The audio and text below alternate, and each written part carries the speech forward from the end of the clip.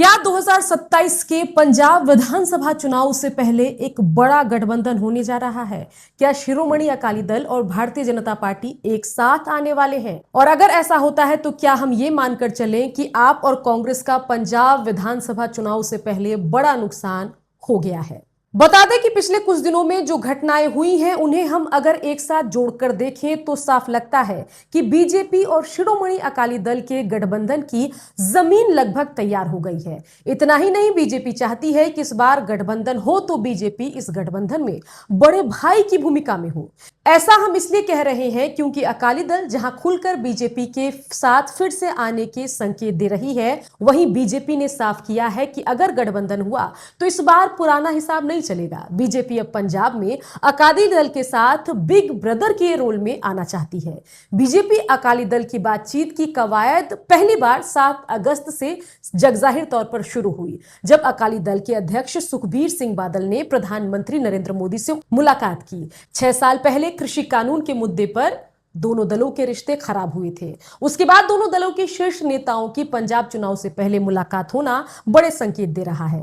इसके बाद 20 अगस्त को हरसिमरत कौर बादल ने दिल्ली के साथ फिर से ऐसे समझौतों की बात की जिनसे पंजाब के विकास को गति मिल सके। उन्होंने सीधे गठबंधन की घोषणा तो नहीं की, लेकिन उनके बयानों को अकाली दल की तरफ से बीजेपी के साथ नजदीकी बढ़ाने के संकेत के तौर पर देखा गया। और फिर 21 अगस्त को अकाली दल के बड़े नेता बिक्रम सिंह मजीठिया ने तो बात लगभग खुलकर सामने रख दी। उन्होंने कहा कि पंजाब के लोग चाहते हैं कि बीजेपी और अकाली दल फिर से साथ आ जाएं। मजीठिया ने यह भी याद दिलाया कि दोनों दलों का अलगाव कृषि कानून के मुद्दे पर हुआ था, लेकिन उसके बाद बीजेपी ने कृषि कानून वापस ले लिया और परिस्थिति अब बदल चुकी है। इसलिए राजनीति भी उसी हिसाब से रुख बदल सकती है। यानी अकाली दल की तरफ से संदेश साफ है कि जिस मुद्दे ने दोनों दलों को अलग किया था, अगर वो मुद्दा ही अब पहले जैसा नहीं रहा तो फिर राजनीतिक दूरी किस बात की। लेकिन मामले में बीजेपी का बयान कहानी को दिलचस्प बना रहा है। 19 अगस्त को बीजेपी के राष्ट्रीय कार्यालय प्रभारी और पंजाब से राज्यसभा सांसद तरुण चुग ने साफ कहा कि पार्टी पंजाब की सभी 117 विधानसभा सीटों पर अकेले लड़ने की तैयारी कर रही है। उन्होंने कहा कि बीजेपी का अपना संगठन है, अपने कार्यकर्ता हैं और अपना जनाधार भी है। यानी बीजेपी की तरफ से अभी दरवाजा पूरी तरह खोला नहीं गया। उसके बाद 22 अगस्त यानी शनिवार के दिन बचा खुचा दरवाजा भी भारतीय जनता पार्टी ने लगा ऐसा कि खोल दिया। पंजाब बीजेपी के उपाध्यक्ष फतेह जंग बाजवा ने कहा कि अगर अकाली दल के साथ गठबंधन भी होता है तो बीजेपी इस बार बड़े भाई की भूमिका में आना चाहती है।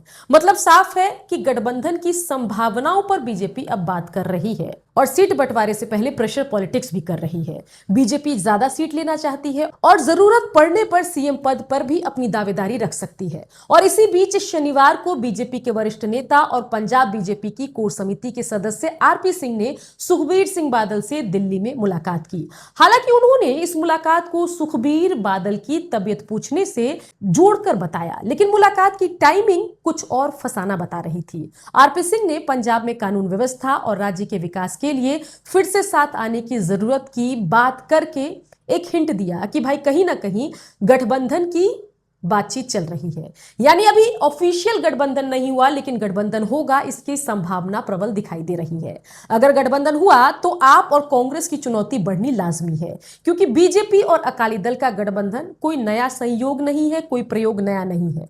दोनों दलों ने लंबे समय तक पंजाब की राजनीति में एक साथ मिलकर काम किया हुआ है। 1997 में दोनों ने मिलकर सरकार बनाई, फिर 2007 और 2012 में भी सत्ता में लौटे।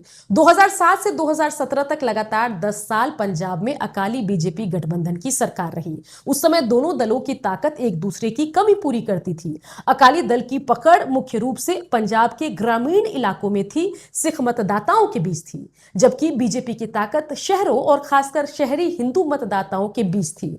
इसलिए यह सिर्फ दो दलों का गठबंधन नहीं था, बल्कि एक सामाजिक और चुनावी समीकरण था। लेकिन 2020 में कृषि कानून के मुद्दे ने इस समीकरण को तोड़ दिया। हरसिमरत कौर बादल ने केंद्रीय मंत्रिमंडल से उस वक्त इस्तीफा दिया और अकाली दल ने एनडीए से नाता तोड़ लिया। इसके बाद दोनों दल अलग अलग चुनावी मैदान में उतरे और अलग होने की कीमत दोनों ने चुकाई। 2022 के पंजाब विधानसभा चुनाव में आम आदमी पार्टी ने 117 में से 92 सीटों पर जीत दर्ज की। अकाली दल के हाथ सिर्फ 3 सीट लगी और बीजेपी को 2 सीट से संतोष करना पड़ा। यानी जो गठबंधन कभी पंजाब में सत्ता की सबसे बड़ी कुंजी थी, ताकत थी वो अलग होने के बाद कहीं की नहीं रही। 2024 के लोकसभा चुनाव के नतीजों ने बीजेपी को अकाली की कीमत समझा दी। बीजेपी पंजाब में एक भी लोकसभा सीट नहीं जीत सकी, हां, लेकिन उसका मत प्रतिशत बढ़कर 18.56% हो गया। अकाली दल को 13.42% वोट मिले और उससे एक लोकसभा की सीट भी मिली। यानी आज तस्वीर 2017 या 2022 वाली नहीं है। बीजेपी के पास अपना स्वतंत्र वोट बैंक है और अकाली दल के पास भी पंजाब में अपना क्षेत्रीय और ग्रामीण राजनीतिक आधार है। अब यहीं पर सवाल आता है कि 2024 के लोकसभा चुनाव परिणाम के आधार पर दोनों के वोट प्रतिशत को अगर हम जोड़े तो क्या 2027 में 32% वोट ले आएगी? लेकिन चुनाव में गणित इतना आसान नहीं होता, क्योंकि बीजेपी का हर मतदाता अकाली दल के उम्मीदवार को वोट देगा ये जरूरी नहीं, और अकाली दल का हर मतदाता बीजेपी के उम्मीदवार को वोट करेगा ये भी तय नहीं है। असली सवाल है कि क्या अकाली अपना वोट बीजेपी को शिफ्ट करवा पाएगी? क्या बीजेपी का शहरी मतदाता अकाली दल के उम्मीदवार को वोट देगा? क्या अकाली दल का ग्रामीण और सिख मतदाता बीजेपी के उम्मीदवार के पक्ष में वोट करेगा? क्या दोनों दलों के कार्यकर्ता जमीन पर एक दूसरे के लिए काम कर पाएंगे या नहीं, यह देखना सबसे ज्यादा जरूरी है। अगर इसका जवाब हां है तो 1 और 1 11 हो सकते हैं बीजेपी और शिरोमणि अकाली दल मिलकर। लेकिन अगर कार्यकर्ता ही एक दूसरे के खिलाफ काम करने लगे और मतदाता अपने पुराने दलों को छोड़कर उनके सहयोगी को स्वीकार न करे तो 1 और 1 0 भी हो सकता है। और यही वजह है कि 2027 में गठबंधन से ज्यादा महत्वपूर्ण उसका स्वरूप होगा। कौन कितनी सीटों पर लड़ेगा, किसके पास मुख्यमंत्री पद का चेहरा होगा, किन क्षेत्रों में अकाली दल उम्मीदवार उतारेगा और किन क्षेत्रों में बीजेपी। यही असली सौदेबाजी होगी, क्योंकि अब बीजेपी खुद को अकाली का बड़ा भाई मान रही है। दूसरी तरफ अकाली दल के लिए बीजेपी के साथ लौटने का मतलब सिर्फ चुनावी गठबंधन नहीं है, यह उसके लिए अपनी खोई हुई पॉलिटिकल जमीन वापस पाने का मौका भी है। 2022 में 3 सीटों पर सिमटने वाली अकाली दल 2027 में पंजाब की राजनीति और सत्ता में वापसी करना चाहती है। इसलिए बीजेपी के साथ गठबंधन उसके लिए एक बड़ा स्ट्रेंथ हो सकता है। अगर गठबंधन हुआ तो आप और कांग्रेस पर इसका क्या असर पड़ेगा, यह जानना जरूरी है। सबसे पहले बात आम आदमी पार्टी की। 2022 में आम आदमी पार्टी ने जिस तरह कांग्रेस और अकाली दल दोनों से नाराज मतदाताओं को अपने साथ जोड़ लिया था, उस समीकरण को 2027 में चुनौती मिल सकती है अगर बीजेपी और शिरोमणि अकाली दल साथ आ गए तो। क्योंकि पंजाब में आपकी सरकार है और ऐसे में कई बार कामकाज, कानून व्यवस्था, रोजगार, नशे और विकास जैसे मुद्दों पर सत्ता विरोधी लहर हो सकती है। और अगर सामने बीजेपी अकाली दल का संयुक्त गठबंधन हुआ तो आपका गेम ओवर भी हो सकता। बीजेपी आपका काम पहले ही दिल्ली और राज्यसभा में समेट चुकी है। अब बात कांग्रेस की भी कर लेते हैं। कांग्रेस के लिए भी बीजेपी अकाली गठबंधन से खतरा बढ़ेगा। कांग्रेस की ताकत पंजाब में अलग अलग सामाजिक समूहों को साथ जोड़ने की रही है। अगर बीजेपी शहरी हिंदू मतदाताओं के साथ अपना आधार और बढ़ाती है और अकाली दल ग्रामीण सिख मतदाताओं को फिर से अपने साथ जोड़ता है तो कांग्रेस को अपना सामाजिक गठबंधन बचाने के लिए नई रणनीति बनानी पड़ेगी। खासकर दलित मतदाता सबसे महत्वपूर्ण होंगे। पंजाब में अनुसूचित जाति की आबादी करीब 32% है। इसलिए 2027 का चुनाव सिर्फ सिख और हिंदू मतों के पुराने समीकरण से तय नहीं होगा। दलित, पिछड़ा वर्ग, युवा और शहरी मतदाता भी निर्णायक भूमिका निभाएगा।